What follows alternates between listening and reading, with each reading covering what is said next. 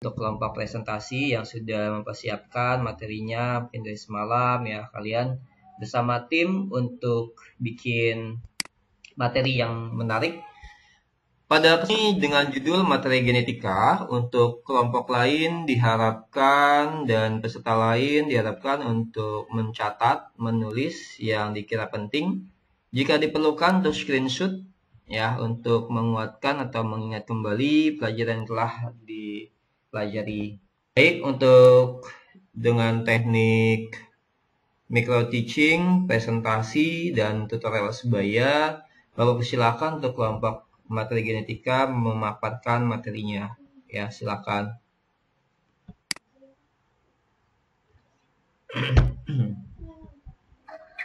Assalamualaikum warahmatullahi wabarakatuh.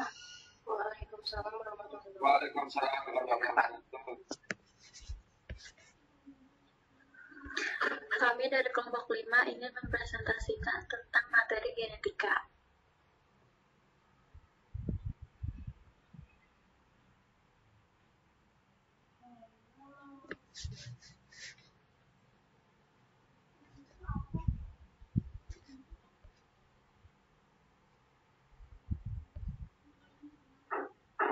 Yang pertama, konsep dasar DNA pada makhluk hidup. Materi genetik merupakan informasi pada setiap sel makhluk hidup yang dapat diturunkan pada keturunan selanjutnya. Biasanya, materi genetik juga disebut sebagai asam nukleat atau faktor hereditas. Selain berfungsi dalam membawa informasi genetik untuk diturunkan pada generasi selanjutnya, materi genetik juga berfungsi dalam ekspresi genetik, yaitu sebuah proses sintesis protein dan RNA. Proses sintesis protein dan RNA dalam tubuh makhluk inilah yang menyebabkan kita dapat melihat bentuk berbeda-beda pada makhluk hidup, seperti kucing dengan 3 warna, kucing dengan 1 warna, dan lain sebagainya.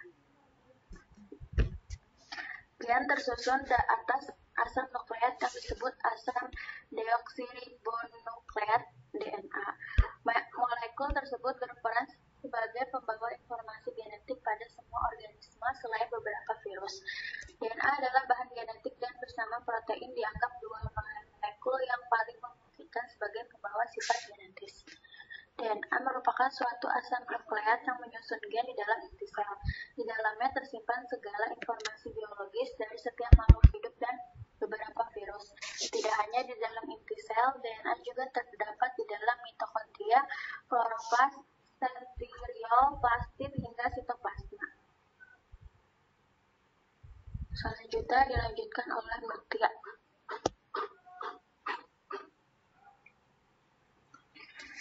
Yang kedua, DNA materi genetik. DNA adalah materi genetik. Yang pertama, bukti DNA dapat mentransformasi bakteri. Frederick Griffith, seorang petugas medis Inggris, mencoba mengembangkan pneumonia dengan mempelajari Streptococcus pneumonia, bakteri penyebab pneumonia pada mamalia. 1. Griffith mempunyai dua jalur varietas bakteri tersebut, ada patogenik dan non-patogenik. Yang kedua, Griffith membunuh bakteri dengan panas dan menemukan bahwa sel yang masih hidup menjadi patogenik. Yang ketiga, kemudian mencampurkan sisa sel dengan bakteri hidup atau non-patogenik. Dan yang keempat, Griffith menyebut fenomena ini sebagai transformasi. Yang kedua, ada bukti DNA virus dapat memprogram sel. 1. Bukti lain DNA sebagai materi genetik berasal dari penelitian tentang virus yang menginfeksi bakteri atau bakteriofag. Yang kedua, virus tidak lebih dari DNA yang diselubungi oleh pelindung. Dan yang ketiga, untuk bereproduksi, virus harus menginfeksi sel dan membajak metabolisme sel. Pada tahun 1952, Alfred Hussey dan Martha Cash melakukan beberapa percobaan yang menunjukkan bahwa DNA adalah materi genetik yang dikenal dengan T2. T2 adalah fag yang menginfeksi E. coli. Yang ketiga, ada bukti tambahan bahwa DNA merupakan materi genetik atau aturan Chargaff. Sudah diketahui bahwa DNA merupakan polimer dari nukleotida yang masing-masing terdiri atas 3 komponen. Basa nitrogen mengandung nitrogen. Yang kedua, gula pentose yang disebut deoksiribosa dan gugus fosfat. Basa dapat berupa adenine atau A, timin T, guanin G, atau sitosin C. Sargaf menganalisis komposisi basa DNA dan beberapa organisme yang berbeda.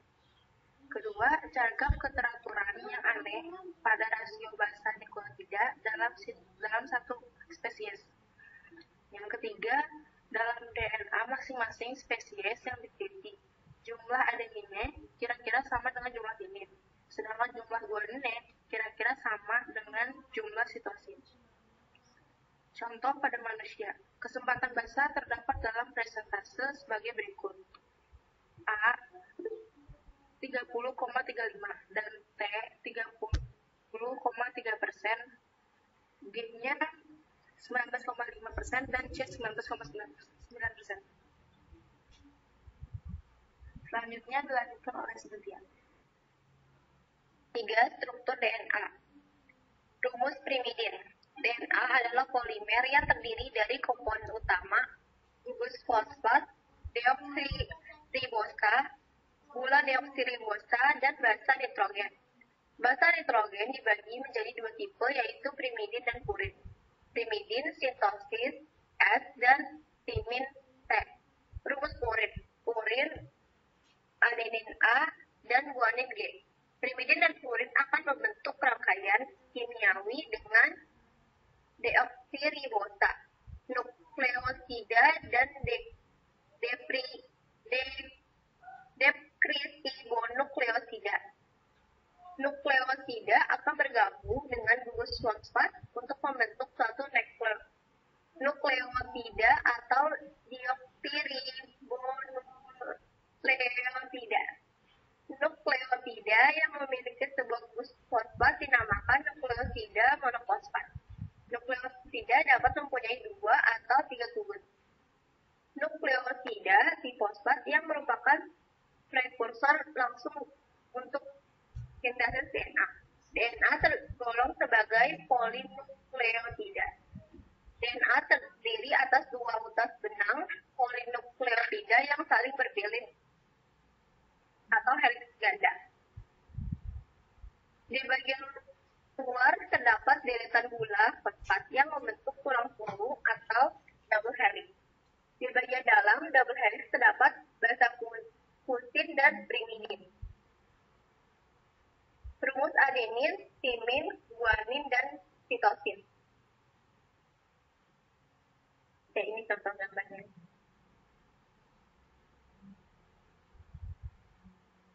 4.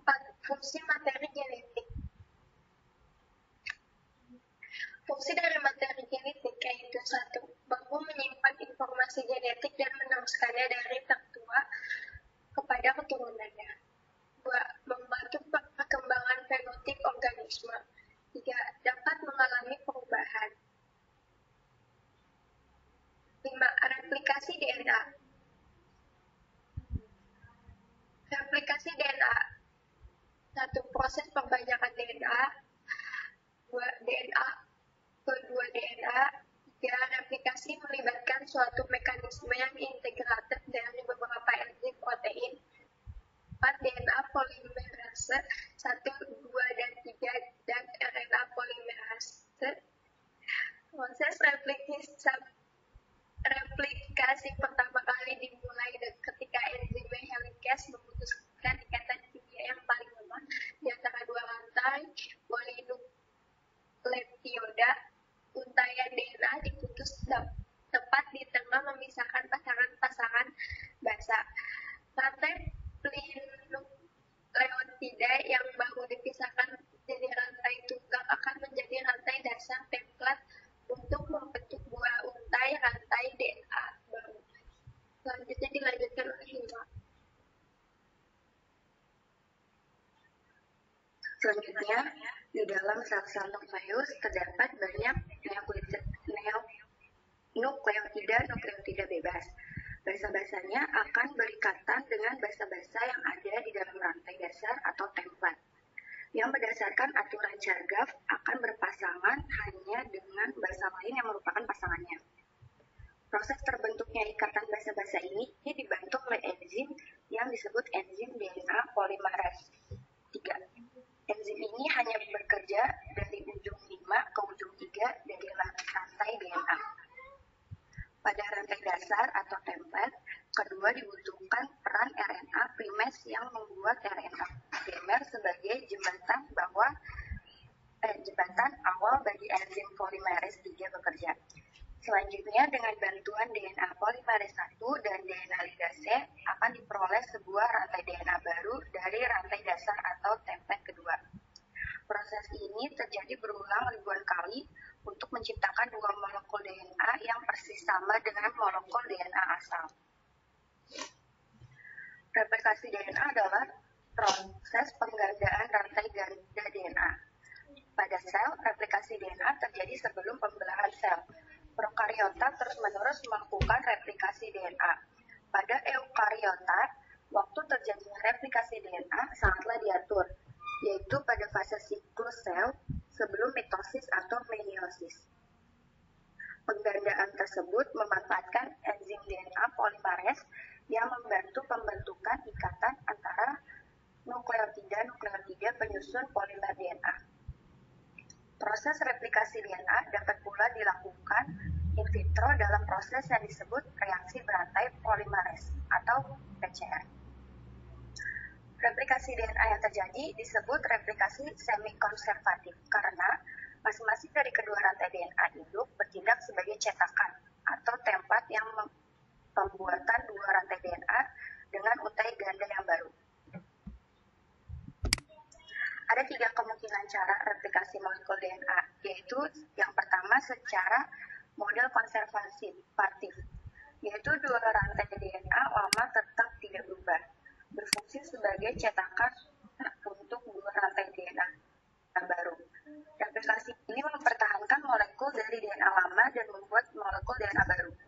Pada replikasi konservatif, seluruh tangga berpilih DNA awal tetap dipertahankan dan akan mengarahkan pembentukan tangga berpilih baru.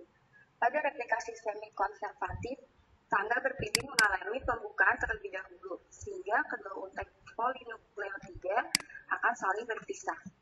Namun, masing-masing untai ini tetap dipertahankan dan akan bertindak sebagai cetakan bagi pembentukan untai polinukleotida baru. Yang kedua, ada model semi-konservatif, yaitu dua rantai DNA lama terpisah dan rantai baru disintesis dengan prinsip komplementasi pada masing-masing rantai DNA lama. Akhirnya dihasilkan dua rantai DNA baru yang masing-masing mengandung satu rantai cetakan molekul DNA lama dan satu rantai baru hasil sintesis. Yang ketiga ada model dispepsid, yaitu beberapa bagian dari kedua rantai DNA lama digunakan sebagai cetakan untuk sintesis rantai DNA baru. Oleh karena itu, hasil akhir diperoleh rantai DNA lama dan baru yang tersebar pada rantai DNA lama dan baru.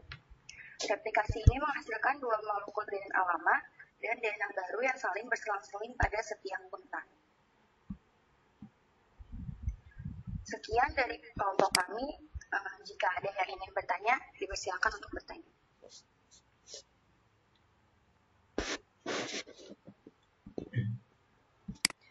Silakan, maksimal 3 orang ya.